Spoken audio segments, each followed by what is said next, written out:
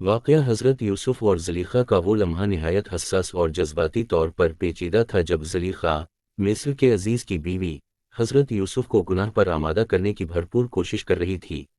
یہ واقعہ کئی مراحل پر مبنی ہے اور یہ ان انسانی آزمائشوں کی عکاسی کرتا ہے جن میں ایک پاکباز اور نیک شخص کو دنیاوی خواہشات کا سامنا کرنا پڑتا ہے۔ زلیخا ایک طاقتور اور مالدار عورت تھی جس کے پاس وہ سب کچھ تھا جو دنیاوی زندگی میں لوگ چاہتے ہیں، لیکن اس کی اندرونی خواہشات نے اسے حضرت یوسف کی طرف مائل کر دیا تھا۔ حضرت یوسف اپنے حسن و جمال اور اخلاقی عظمت کی وجہ سے مشہور تھے، اور زلیخا ان کی پاکیزگی اور خوبصورتی سے بہت زیادہ متاثر تھی۔ وقت کے ساتھ ساتھ زلیخا کی یہ محبت ایک جنون کی صورت اختیار کر گئی۔ وہ اپنی خواہشات کو پورا کرنے کے لیے بے تاب ہو گئی اور ہر ممکن کوشش کی تاکہ حضرت یوسف اس کی طرف مائل ہوں۔ یہ واقعہ اس وقت پیش آیا جب زلیخا نے ایک دن حضرت یوسف کو تنہائی میں بلایا۔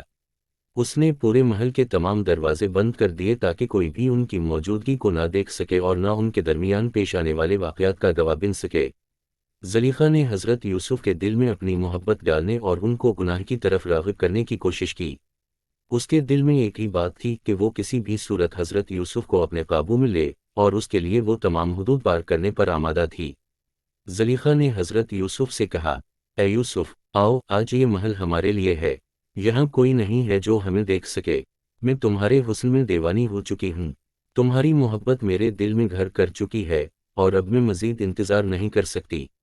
یہ الفاظ زلیخا کی اندرونی خواہشات کی شدت کو ظاہر کرتے ہیں۔ یہ محض جسمانی خواہش نہیں تھی، بلکہ اس کے پیچھے ایک جذباتی وابستگی بھی تھی۔ زلیخا کا دل اس بات پر یقین کیے بیٹھا تھا کہ حضرت یوسف اس کی محبت کو تسلیم کر لیں گے اور اس کی خواہشات کے مطابق عمل کریں گے۔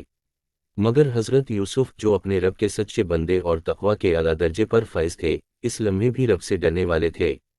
انہوں نے زلیخا کی باتوں کا جواب دیتے ہوئے کہا، میں اللہ کی پناہ مانگتا ہوں۔ میرا رب مجھے دیکھ رہا ہے، اور وہ مجھے آزمائش میں ڈال رہا ہے تاکہ میرے ایمان کی حقیقت ظاہر ہو۔ میں کسی صورت تمہاری بات نہیں مانوں گا، کیونکہ میں گناہ کے قریب بھی نہیں جا سکتا۔ میرے رب نے مجھے بہت عزت دی ہے، اور میں اس کے احسانات کے بدلے یہ کام ہرگز نہیں کر سکتا۔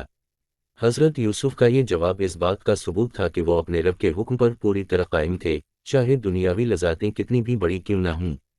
حضرت یوسف نے اپنی پاکیزگی کو ہر آزمائش پر فوقیت دی اور اس لمحے میں اپنے رب کی پناہ میں آئے۔ زلیخا حضرت یوسف کے انکار پر سخت ناراض ہوئی اور اس نے اپنی کوششوں میں مزید شدت پیدا کی۔ اس نے اپنے دل کی خواہش کو پورا کرنے کے لیے ہر ممکن حربہ استعمال کیا اور حضرت یوسف کو گناہ پر مجبور کرنے کی کوشش کی۔ جب اس نے دیکھا کہ حضرت یوسف اس کی باتوں پر عمل نہیں کر رہے تو وہ مزید جذباتی ہو گئی۔ زلیخا نے حضرت یوسف کو قریب آتے ہوئے کہا، تمہیں میری بات ماننی ہوگی۔ کوئی بھی ہمیں نہیں دیکھے گا۔ یہاں کوئی نہیں ہے جو تمہیں اس گناہ سے روک سکے۔ یہ الفاظ زلیخا کی جذباتی حالت اور اس کے اندرونی جنون کی عکاسی کرتے ہیں۔ مگر حضرت یوسف اپنی پاکدامنی اور تقویٰ پر مضبوطی سے قائم رہے۔ زلیخا نے مزید کوشش کرتے ہوئے حضرت یوسف کے کپڑے پکڑ لیے اور ان کو اپنی طرف کھینچنے کی کوشش کی۔ اس نے چاہا کہ حضرت یوسف اس کے قریب آئیں اور اس کی خواہشات کو پورا کریں، مگر حضرت یوسف نے اس لمحے بھی اللہ کی مدد سے اپنے آپ کو بچا لیا۔